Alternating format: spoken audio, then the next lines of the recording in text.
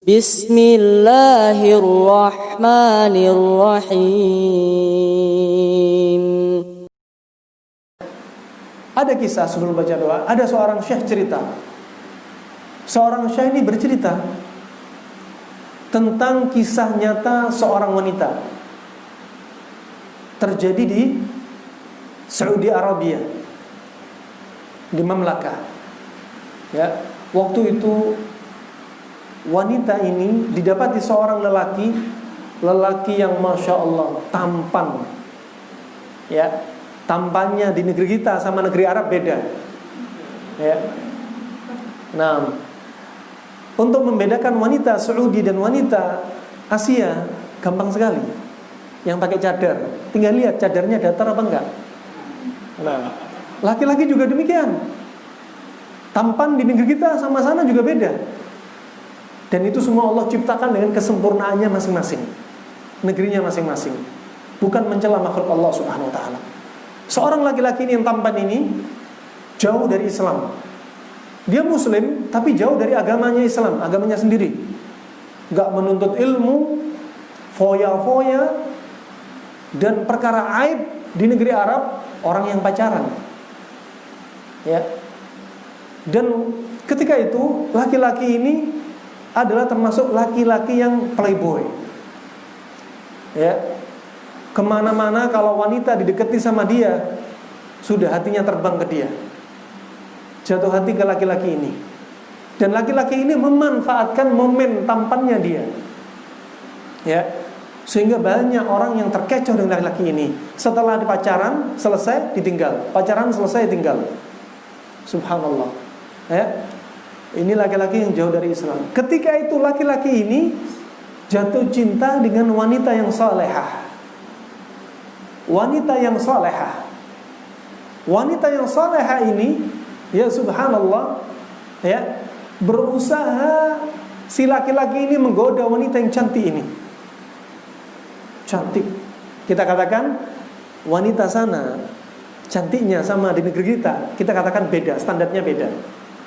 Pernah waktu itu rombongan Bapak Dubes yang qadarullah ada jadwal pengen mampir ke rumah saya dari Son'a ke Hadramaut bersama beberapa wartawan. Mereka mampir ke salah satu kota. Ada pelayan yang di kota ini, pelayannya qadarullah kota tersebut kota yang agak terbuka. Artinya apa? Orang orang ngelepas cadar di situ sudah mulai terjadi, bukan aib di salah satu kota ini. Adapun di daerah yang lainnya aib buka cadar. Dan pelayannya, restorannya wanita. Apa kata mereka? Subhanallah, ini pelayan ini kalau di Indonesia jadi artis ini. Nah, dan ini terjadi, wanita salehah ini ingin digoda, ingin dilamar sama laki-laki yang playboy. Datanglah laki-laki ini ingin meminang wanita yang salehah yang sangat cantik tadi. Tapi wanita ini bukan wanita sembarangan. Tampan-tampan, tapi lihat agamanya. Jangan sampai wajah mengalahkan apa? Prioritasnya yang penting agama. Jangan sampai agama dikorbankan gara-gara fisik, gara-gara harta. Laki-laki ini kaya, tampan, tapi agamanya jauh dari agama Islam. Islam hanya nama bagi dia. Subhanallah, ternyata cinta dia ditolak mentah-mentah oleh wanita salehah. Ditolak karena apa? Karena iman. Ketika itu setelah ditolak, apa yang terjadi? Cinta ditolak, dukun pun bertindak. Akhirnya laki-laki ini datang kepada dukun. Beraksilah si dukun, dibayar dengan uang realan yang begitu banyak untuk nyihir wanita ini biar mau sama laki-laki ini. Ya. Barakallahu fikum, sekuat apapun dukun gak akan tembus kalau Allah belum mengizinkan. Sekuat apapun manusia keimanannya, kalau dukunnya lemah tapi Allah mengizinkan, akan tembus. Ini ilmu tauhid. Nabi SAW, siapa Nabi? Sebaik-baik manusia, pemimpin yang memberi syafaat di padang mahsyar dari semua nabi, semua rasul, ya. Imannya paling kuat, sudah dijamin masuk surga. Tapi tembusnya seorang Yahudi, Labid bin A'sam, tembus nyampe kepada Nabi. Apa rahasianya? Nabi Allah mengizinkan sihir itu tembus. Jadi izin Allah itu mutlak. Dan waktu itu pemuda ini pergi ke dukun, memerintahkan untuk menyihir wanita salehah.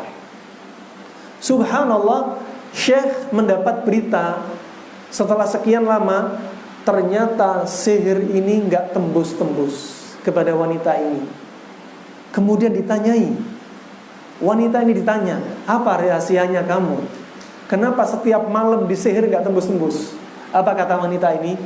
Setiap saya sebelum tidur, saya rutin membaca surat Al-Mulk. Nah, bukan berarti ini dalil bagi antum untuk menolak sihir baca surat Al-Mulk. Karena untuk menolak sihir baca surat Al-Mulk itu butuh dalil dari Nabi. Cuma wanita ini merutinkan zikir-zikir sebelum tidur, dirutinkan sampai akhirnya sihir pun gak tembus. Itu hanya perantara saja. Adapun dalil khusus butuh dari Nabi SAW. Adapun ayat kursi ada dalilnya, sebagaimana hadis dari Abu Hurairah radhiyallahu an, riwayat Imam Bukhari.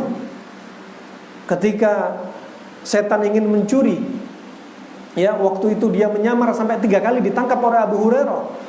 Ya, kemudian setan ini, jin ini membocorkan berita agar jika kalau kamu ingin aman dijaga oleh para malaikat ketika tidur, bacalah ayat kursi.